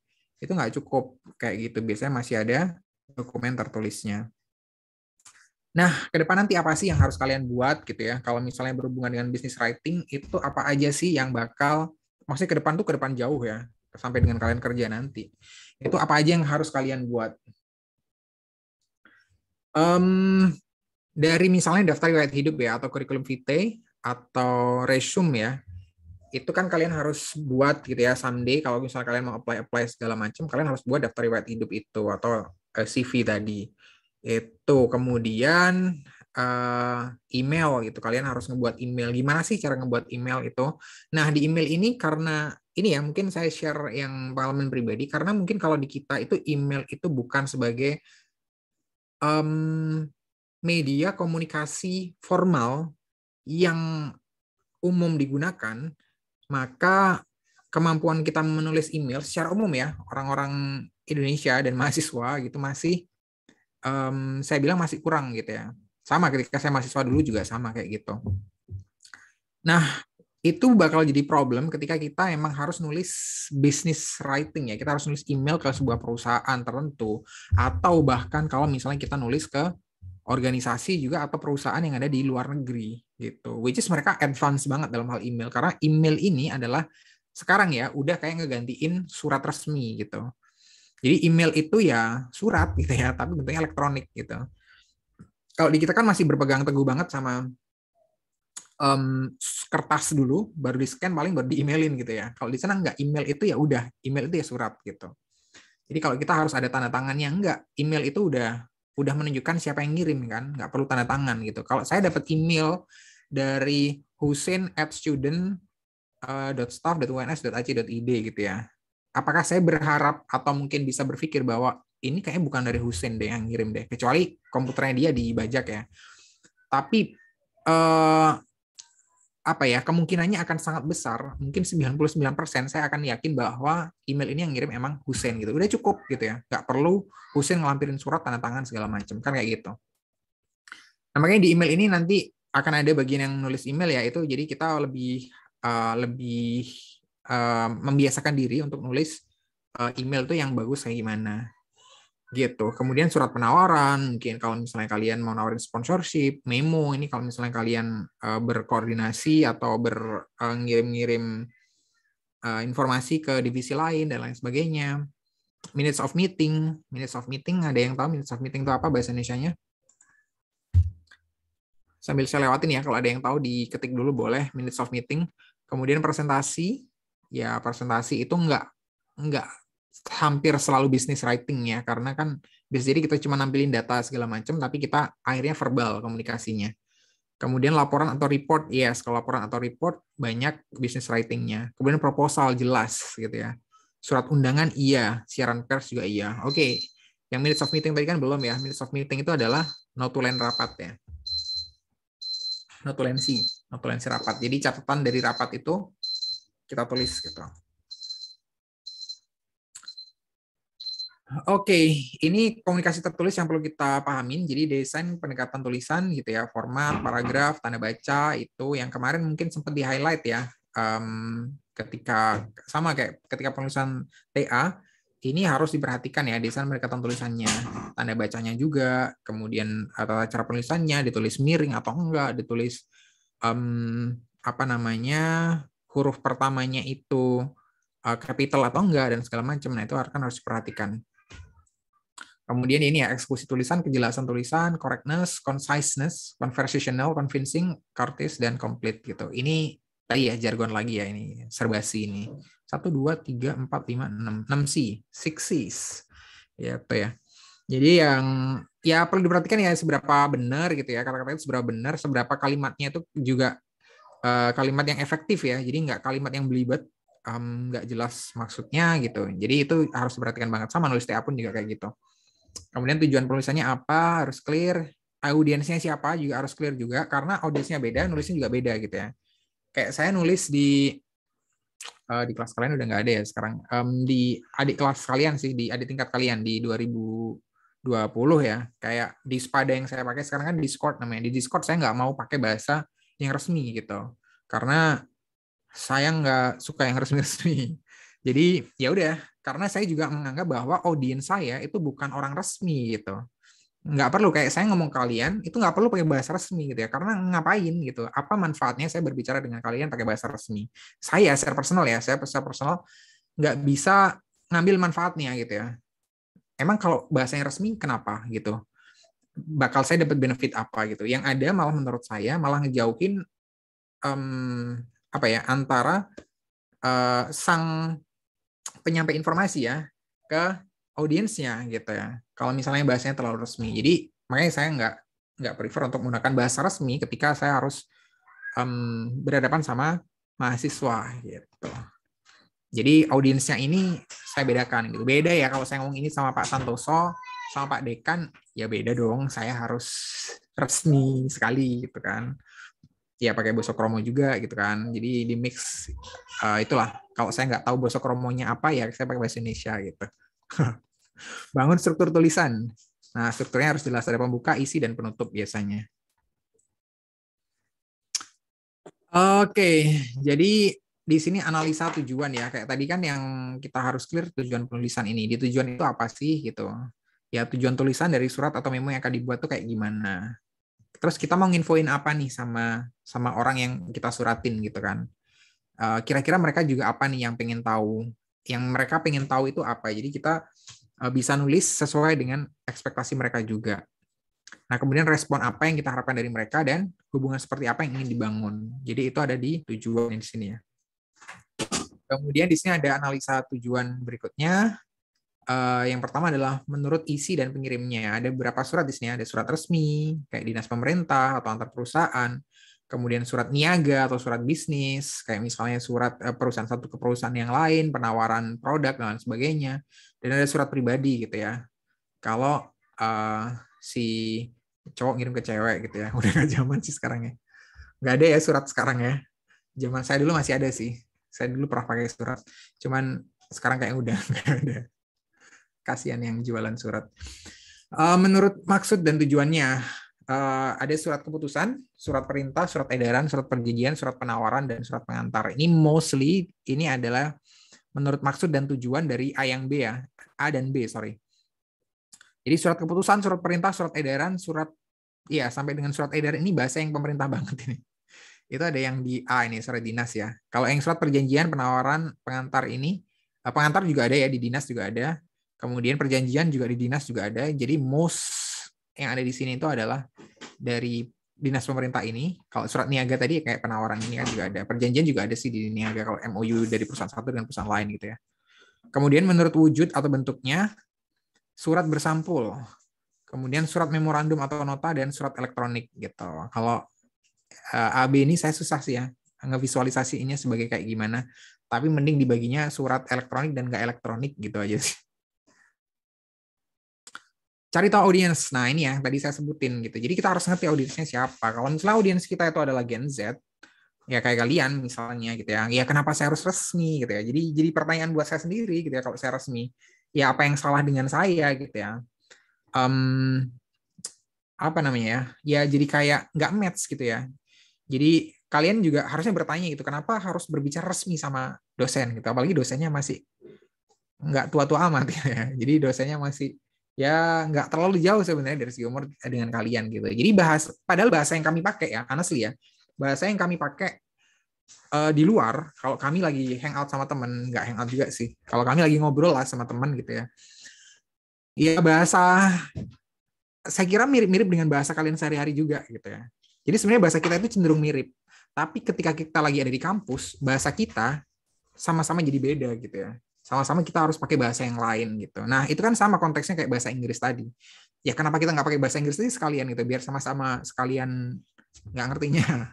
Nah, itu sih kalau yang saya, kalau prinsip saya gitu ya. Jadi saya ngelihat siapa audiensnya, ya saya akan bicara dengan bahasa mereka selama itu emang relevan dengan bahasa saya juga gitu kan. Kan sama nih bahasa kita di luar gitu ya, bahasanya itu aja gitu kan. Bahasa Indonesianya maksudnya gitu. Itu sih kira-kira ya. Jadi audiens ini penting banget buat kita tahu gitu siapa mereka gitu. Udah, ini tulis nama orang yang ada 7, periksa kembali aja nama yang tepat atau alamat emailnya. Jadi, nah nama orang ini jangan keliru ya, karena ini kan personal biasanya. Kalau surat misalnya ke siapa, Pak Direktur perusahaan, misalnya Rosalia Indah, itu namanya siapa gitu ya. Nah itu jangan sampai salah atau typo ya, karena walaupun kesalahan simple, cuman agak nggak nyaman buat yang ngebaca gitu ya. Oh, berarti jangan-jangan ini bukan kesalahan, jangan-jangan emang dia nggak ngerti nama saya gitu ya. Jadi kayak kayak nggak nyaman kan kalau misalnya ada orang ngomong sama kita, tapi dia sebenarnya nggak ngerti kita gitu. Tapi dia berharap something dari kita, jadi kan nggak enak. Nggak ada. Nah itu, jadi itu harus kita cek. Jadi kemudian pastikan jabatan dan perusahaan yang tepat, ya. Tuliskan nama orang yang ingin diberitahu tentang isi surat pada bagian tembusan CC surat elektronik gitu. Jadi makanya kalau di email itu mungkin ada dari kalian yang udah sering pakai ya CC atau BCC, apa namanya, mungkin udah terbiasa gitu ya. Dan kalau yang belum, CC itu ya tembusan ya. Jadi tembusan surat. Jadi kalau misalnya saya mau ngirim surat nih ke siapa ya? Misalnya ke rektorat gitu ya. Ke rektorat, cuman saya pengen biar dari dekanat itu juga tahu kalau saya ngirim surat ke rektorat gitu ya. Nah, saya kasih tembusan aja ke dekanat gitu. Oke, berarti ngerti. Nanti someday, oh Maida ini pas waktu itu ngirim surat ke rektorat, tapi saya dikasih kopinya gitu ya. CC itu adalah karbon copy ya. CC. Jadi ya tembusan, ya, artinya tembusan. Kemudian hindari menggunakan ia atau dia berulang kali gitu ya. Nah, ini kan apa namanya? Nggak umum kalau misalnya kita pakai di bahasa resmi ya, menggunakan dia gitu ya. Itu nggak umum gitu. Jadi disebutkan namanya langsung biasanya. Kalau kita ngomong pihak ketiga ya, kalau ngomong orang pihak ketiga gitu. Jadi misalnya kita dalam surat ke rektorat ya, bahwa kami berinisiasi untuk bekerja sama dengan misalnya namanya Pak Suwarno dari PT Tanihub Indonesia gitu ya. Nah, di kalimat berikutnya misalnya kita mau ngomong Pak Suwarno, tetap kita sebutin Pak Suwarno gitu. Dalam kesempatan sebelumnya berdasarkan diskusi dengan Pak Suwarno lagi, kita sebutin Pak Suwarno. Enggak, kita menyebutin dengan kata dia gitu ya. Nah, kalaupun terpaksa ya kita menyebutkan dengan kata beliau gitu, itu masih bisa diterima. Kemudian tulis kalimat dalam bentuk jamak gitu ya, dalam bentuk jamak itu artinya nggak singular ya. Ini mungkin secara prakteknya masih blur ya contohnya. Cuman nggak apa, ini jarang diterapkan juga ya. Yang mungkin yang penting adalah yang tadi di awal-awal itu, bahwa nama orang, terutama itu nama orang, kemudian nama jabatannya itu harus clear. Nah, makanya sebelum kirim surat, ini ada checklistnya ya. Kalian checklist dulu, apa udah oke gitu ya. Kan kadang kita nggak nyadar nih, kalau misalnya udah ngirim email, udah nulis email, langsung aja kirim gitu kan. Tapi baru nyadar kita kalau misalnya, aduh ada yang kurang ternyata ininya gitu ya. Nah, makanya kita buat checklistnya ini. Checklistnya apa aja sih sini, seberapa baik saya mengenal penerima pesan surat ini. Nah, ini menentukan seberapa dekat suratnya itu ya, dengan kedekatan gaya komunikasi kita yang kita tuangkan di dalam sebuah surat gitu kan. Kalau emang kita nggak deket, baru banget misalnya, ya kita tunjukkan yang hormat, yang bahasa yang respectful, bahasa yang resmi juga gitu. Berbeda kalau misalnya kita udah deket gitu ya, itu mungkin bahasanya udah agak bisa standarnya agak diturunin gitu ya. Jadi kerasa lebih akrab. Kemudian seberapa jauh mereka mengetahui hal yang akan saya sampaikan melalui surat ini gitu. Nah, kalau mereka udah tahu, berarti kita langsung bisa ke poin permasalahannya gitu kan. Nggak perlu ngejelasin background latar belakangnya terlalu panjang gitu. Jadi langsung kita bisa to the point gitu. Berdasarkan diskusi berdasarkan diskusi yang dilaksanakan kemarin tanggal sekian di sini, kami bermaksud untuk melakukan tindak lanjut dan segala macam gitu ya. Nah kayak gitu aja bahasanya langsung. Kalau misalnya belum, ya berarti kita harus jelasin dulu background-nya gitu ya. Misalnya kita baru mengirim surat penawaran yang pertama gitu ya, ya kita jelaskan dulu kita siapa, kita perusahaan apa, kita ratingnya gimana. Nah itu perlu disampaikan. Kemudian bagaimana perasaan mereka terhadap pesan yang saya sampaikan gitu ya. Nah mereka kira-kira senang atau nggak senang gitu. Itu juga harus kita consider gitu ya. Kemudian kosakata seperti apa yang sesuai dan diterima dengan baik. Nah ini kan nyambung tadi ya, di yang di atas ini tadi. Gitu. Kemudian bangun struktur tulisannya. Jadi struktur itu ada 3 ini ya, ada pembuka, isi, dan penutup. Gitu. Jadi yang masuk di pembuka mana aja. Jadi mulai dari sini ya, mulai dengan hormat di sini. Dengan hormat, bla bla bla bla bla bla bla gitu ya. Ini biasanya ya latar belakang gitu ya, atau introduction, pengenalan diri gitu kan, yang ada di kalimat pembuka ini. Kemudian isi yang di sini yang masuk isi adalah kalimat yang positif dan aktif gitu ya. Informasi yang spesifik udahan kalau diisi sini tuh. Mau ngomong apa sih gitu. Nah, usahakan kalau misalnya yang kita sampaikan panjang, maka di split jadi beberapa paragraf gini ya, nggak apa-apa ya. Daripada satu paragrafnya terlalu panjang, itu kayak yang mau ngebaca kayak udah nih ya, sebelum dibaca kok panjang banget gitu. Gitu. Kemudian penutupnya paragraf terakhir menyatakan apa yang ingin pembaca lakukan untuk Anda gitu. Jadi kita mengharap apa sih dari dia gitu ya. Apakah mengharap dia pesan, apakah mengharap dia bakal menindaklanjuti permohonan kita, apakah berharap dia bakal mengonfirmasi kehadirannya, misalnya kalau itu undangan dan lain sebagainya. Nah, itu perlu dijelaskan di bagian penutup. Nah, perlu di sini ya, tadi yang jadi catatan juga di bagian atas, ini kan dengan hormat di sini. Nah, jangan diganti jadi selamat pagi gitu ya. Karena bisa jadi yang pertama adalah mereka bacanya nggak pagi-pagi gitu. Pas mereka menerima surat ini nggak pagi-pagi. Gitu. Nah, kalau di email ini masih mungkin ya, selamat pagi ini masih mungkin gitu. Karena kan bakal ketahuan kita ngirimnya itu di jam berapa. Dan it's fine gitu. Kalau misalnya dari yang baca pun baru ngebaca sore atau malamnya gitu ya, kita ngomongnya selamat pagi pas ngirimnya pagi gitu. Mereka kan ngerti, oh ini udah terkirim tadi pagi gitu. Itu ya kalau strukturnya dari atas sih yang biasanya ya cuman kayak gini ya, nomor, kemudian kalau yang surat dinas banget ya, nomor, lampiran, kemudian perihal itu biasanya kalau di surat yang di kampus gitu resmi banget. Tapi kalau yang bisnis biasanya enggak, cuma nomor, kemudian langsung tanggal, tanggal kadang juga di bawah bisa, tapi bisa di atas, kemudian kepadanya siapa di sini, perihalnya apa, dan lampirannya apa. Nah ini nggak wajib ya, apa namanya, hal dan lampiran ini. Kadang nggak ada ya kalau misalnya di surat yang bisnis biasa. Langsung aja di sini diomongin di sini. Gitu. Kemudian struktur tulisan tadi untuk ngebangun ya. Yang pertama adalah formatnya. Arial ukuran 10 sampai dengan 12 ya. Jadi boleh pakai 10, 11, 12. Kalau saya personally prefer Arial ukuran 10 ya. Jadi nggak terlalu besar. 11 itu aja udah gede, apalagi 12. Itu terlalu gede. Pisahkan paragraf dengan satu garis kosong. Nah, ini biar kelihatannya nyaman ya. Nah, di sini kan kelihatannya nyaman dibacanya. Kalau misalnya kayak gabung-gabung itu kayak paragrafnya kayak nyambung. Jadi mending dipisahin. Kemudian di sini setiap paragraf itu terdiri dari satu ide utama. Jadi jangan terlalu banyak informasi dalam satu paragraf. Gitu. Kalau emang idenya udah beda, buat aja paragraf baru. Gunakan paragraf pendek.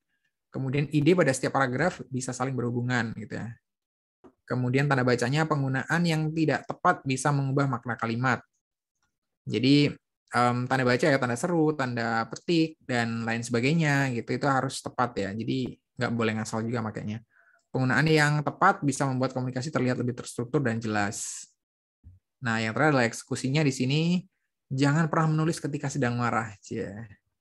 Ya, jangan nulis apa-apa ya ketika marah ya. Udah diamin dulu aja, diamin dulu gitu. Besok kalau udah baikan, apa namanya, emosinya udah lebih terkontrol, baru ajak ngobrol dia lagi. Itu ya. Kemudian yang kedua, tulis dengan cepat. Tulislah bagian yang termudah terlebih dahulu.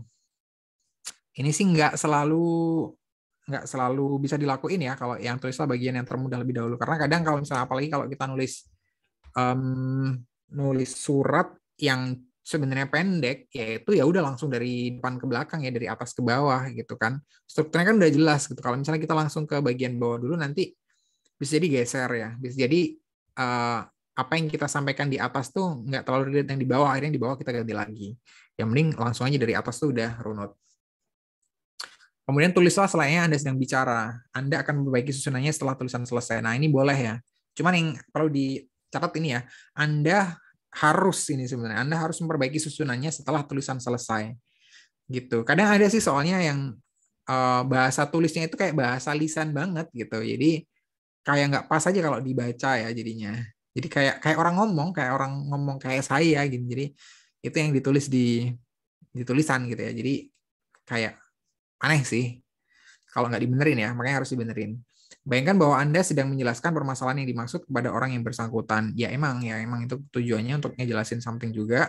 Kemudian pastikan mengecek seluruh susunan tulisan termasuk ejaannya. ya ini harus dicek lagi ya, sama kayak kalian ngerjain TA, dicek lagi dari awal gitu. Jadi jangan sampai hal-hal yang minor-minor tadi itu yang sebenarnya bukan kesalahan yang disengaja juga itu jadi catatan negatif. Kemudian baca kembali tulisan yang Anda buat sekali lagi sebelum mengirim. Nah ini, jadi dicek lagi sebelum dikirim, apalagi kalau di email sebelum dipencet send itu dicek dulu. Oke, di sini tadi ya apa namanya?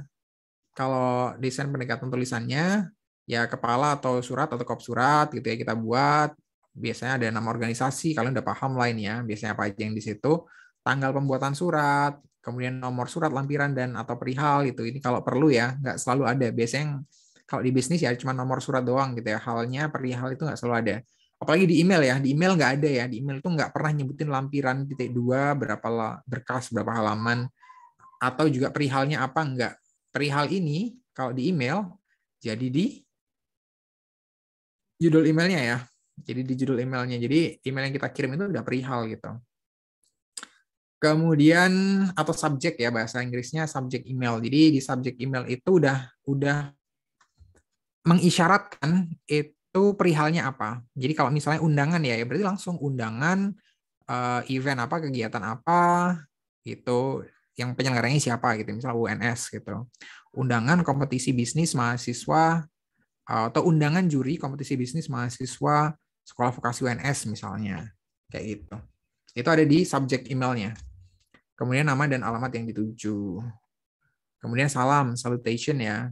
Dimulai dengan kepada atau YTH. Nah, ini ada perbedaan pendapat ya. Kalau pendapat yang saya yakini adalah kepada sama YTH ini adalah salah satu aja. Gitu. Jadi boleh kepada aja atau YTH aja. Jadi cukup ya. Jadi kayak misalnya yang terhormat kayak misalnya ke Pak Rektor gitu ya. Saya misalnya nulis surat ke Pak Rektor, cuman kepada Rektor Universitas 11 Maret di tempat gitu udah gitu doang, nggak perlu YTH gitu. Atau saya nggak pakai kepada, cuman pakai YTH langsung. YTH Rektor uh, Universitas 11 Maret di tempat gitu. Gunakan Bapak atau Ibu sebelum nama yang bersangkutan gitu. Jadi ini kalau apa namanya? Kalau kita menyebutkan nama ya. Kalau kita menyebutkan nama dan ini nggak harus selalu juga sih gitu. Jadi kayak kalau misalnya kayak apa namanya kepada Pak Santoso misalnya kita ngundang Pak Santoso gitu ya ya kepada Bapak Santoso gitu Bapak Santoso Trihananto MACC AK gitu ya misalnya. Nah itu yang ini dipakai. Nah tapi kalau misalnya kita nyebutnya adalah dekan, beliau disebutnya sebagai dekan maka nggak perlu Bapak gitu ya kepada dekan sekolah vokasi UNS gitu. Kalau kita nyebut jabatannya nggak perlu kepada Bapak dekan nggak perlu. Oke, awali dengan hormat gitu ya. Kemudian di sini salam paragraf dengan satu spasi, antar paragraf dibuat 2 spasi. Usahakan paling banyak 3 sampai 4 paragraf aja. Jadi jangan banyak-banyak ya, nggak usah kayak TA. Kemudian hindari kalimat yang terlalu atau terlampau panjang, hindari membuat surat bisnis lebih dari 1 halaman. Jadi 1 halaman ini udah cukup gitu ya. Makanya paragrafnya jangan banyak-banyak. Kalau banyak-banyak nanti tantangnya nggak cukup. Kemudian jika Anda membuat lebih dari 1 halaman, usahakan membuat jembatan agar halaman pertama dari surat Anda bisa menyambung dengan formal, gitu ya. Jadi ada bridging-nya gitu ya kayak di sini. Jadi nggak kepotong-kepotong gitu ya. Jadi karena sering kita ngelihat surat-surat atau dokumen-dokumen itu yang informasinya kepotong dari halaman 1 dan halaman berikutnya. Dengan kata lain, halaman 2 jangan sampai sekedar sambungan suatu kalimat dari halaman 1 gitu. Jadi lebih ke penjelasan utuh gitu ya. Di sini complementary closing jika menggunakan bahasa Inggris gunakan kayak gitu ya, best regards dan segala macam, best wishes dan segala macam. Kemudian jika menggunakan bahasa Indonesia, hormat kami atau salam hormat gitu di bawah ya ini ya. Kemudian ada signature lines, berikan spasi kira-kira 4 baris untuk tanda tangan. Itu kalau pakai cetak ya, kalau dicetak. Kalau email nggak perlu sebanyak itu. Jadi cuman cukup 1 spasi kosong ya. Tulis nama dan jabatan di bawah tanda tangan. Tuh, jadi namanya siapa, jabatannya apa. Jika ingin mengirimkan tembusan ya CC tadi. Nah, ini yang 7C tadi ya.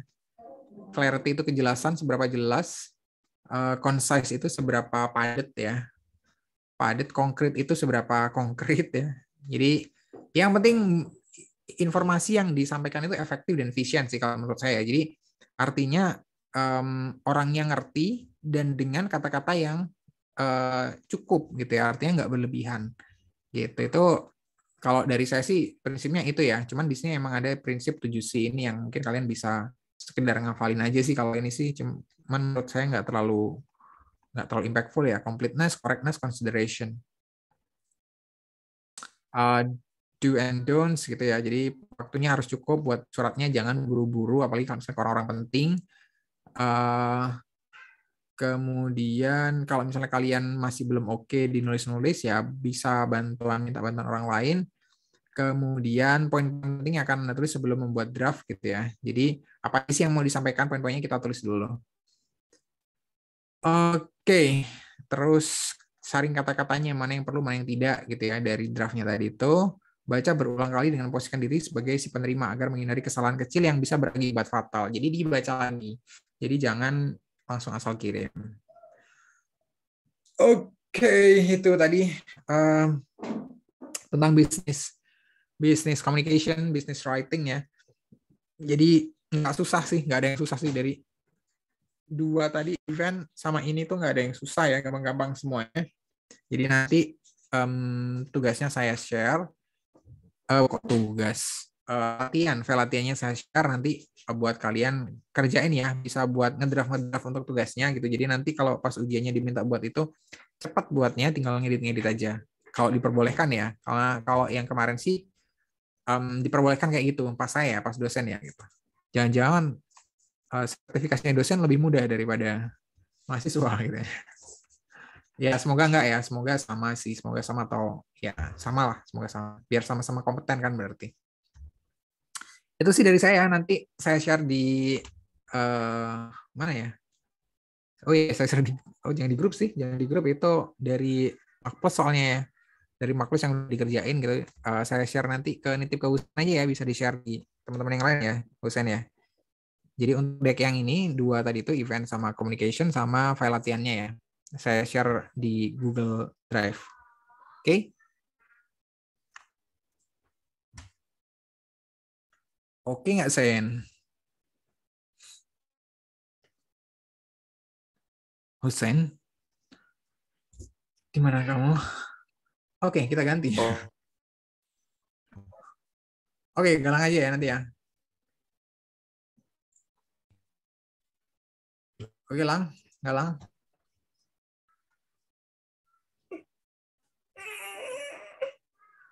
Oke. Oke, kalau gitu thank you semuanya ya. Udah lewat 15 menit. Udah karena tadi kita startnya juga 10 menit lebih lambat ya. Jadi semoga pas yang udah di share hari ini gitu ya. Semoga ngebantu nanti untuk sertifikasinya, untuk ujiannya gitu. Please ya, kalau pesan saya tadi yang keep in mind adalah dokumen sertifikat kompetensi ini penting gitu ya, penting. Cuman nggak lantas ketika kalian udah punya dokumen itu udah membuktikan 100% bahwa kalian benar-benar 100% kompeten buat segala hal yang berhubungan dengan branding gitu ya. Jadi artinya masih ada ruang untuk bisa ngembangin diri gitu ya. Jadi nanti biar ketika kalau misalnya udah mulai nyari kerja, interview dan segala macam, ada tes di tempat kerjaan gitu ya, itu udah memang benar-benar udah bisa gitu. Harapannya kayak gitu sih. Dan nanti ketika udah kerja beneran ya kalian cukup kompeten buat ngerjain kerjaan-kerjaan yang di branding ini. Dan juga di bidang lain sih sebenarnya. Itu sih kalau dari saya kira-kira ya. Jadi thank you semuanya atas kehadirannya di sesinya saya di 2 sesi terakhir di hari ini. Semoga bermanfaat ya. Nggak ada pertanyaan nggak? Atau ada? Yang mau disampaikan sebelum detik-detik sertifikasi?